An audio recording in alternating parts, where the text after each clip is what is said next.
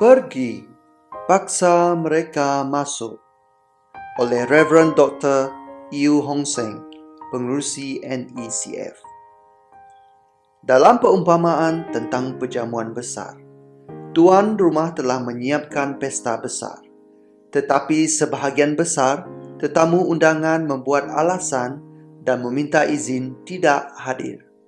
Oleh kerana dia bertekad untuk melihat orang-orang menikmati perjamuan, dia menyuruh hambanya untuk mencari orang lain untuk mengisi rumah itu. Di Lukas 14 ayat 23, Tuan berkata kepada hambanya, "Pergilah ke semua jalan dan lintasan dan paksalah orang-orang yang ada di situ masuk kerana rumahku harus penuh."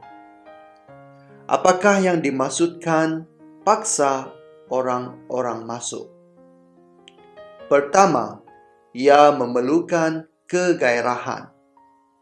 Undangan tersebut melibatkan lebih daripada perbualan santai dan tidak mempedulikan. Ia tidak merujuk kepada kekuatan fizikal, melainkan tarikan melalui kesaksian dan pujukan. Tuannya sangat bersemangat untuk tetamu datang, dan dia mengharapkan hambanya untuk menyampaikan ini melalui jemputan yang penuh semangat dan meyakinkan. Jelas sekali, Gereja Yesus Kristus perlu mendapatkan semula kegairahannya. Kita harus sedar bahawa semasa kita berkongsi iman percaya kita, kita tidak berbicara tentang peristiwa terkini atau trend fashion terkini. Kita berbicara tentang Tuhan yang kekal datang ke bumi untuk mati bagi dosa kita, agar kita dapat diselamatkan dan didamaikan dengan Dia. Kegairahan bererti kita akan melakukan apa saja untuk menyampaikan undangan dan memaksa orang lain untuk datang. Kita akan belajar kaedah untuk berkongsi dan mengatasi rasa malu dan takut kita jika perlu. Kedua, kita perlu memahami tujuannya. Hamba itu tidak mencari tanpa tujuan. Tuan rumah telah menyediakan makan malam yang besar, makanan yang lazat sudah siap, dan dia ingin rumah itu dipenuhi tetamu. Terlalu banyak masa, usaha, dan perbelanjaan yang dihabiskan untuk jamuan ini jika hanya ada kerusi-kerusi yang kosong di sekeliling meja.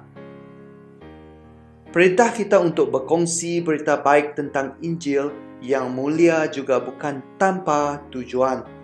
Seperti tuan rumah, Tuhan kita telah menyediakan persiapan untuk manusia.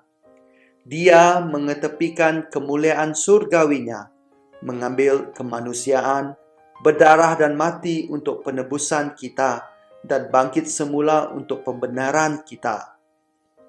Dia membayar harga tertinggi, mempersembahkan dirinya sebagai korban penebusan dosa. Yesus menginginkan agar rumah itu dipenuhi. Suatu hari nanti kita akan duduk di perjamuan kahwin anak domba. Jadi, marilah kita pergi dan paksa mereka masuk. Dan akhir sekali, kita perlu memahami tentang desakan. Dalam perumpamaan, tidak ada masa untuk disia-siakan. Makanan telah disediakan, namun masih ada ruang untuk lebih ramai tetamu. Terdapat tempoh masa tertentu di mana tugas itu harus diselesaikan. Esok akan terlambat, hamba terpaksa menemukan dan memaksa tetamu untuk menghadiri jamuan pada hari itu. Kedatangan Tuhan kita sudah dekat. Tiada seorang pun daripada kita dijanjikan hari esok. Kematian adalah pasti, dan ia akan datang kepada kita semua jika Tuhan tidak segera kembali. Kita harus memaksa semua orang untuk datang sementara undangan untuk datang dan menjamu selera sedang dipanjangkan. Gereja, marilah kita pergi ke semua jalan dan pagar komuniti kita. Dengan kegairahan, tujuan, dan kesegeraan untuk melibatkan orang di mana mereka berada dan seadanya mereka dengan Injil.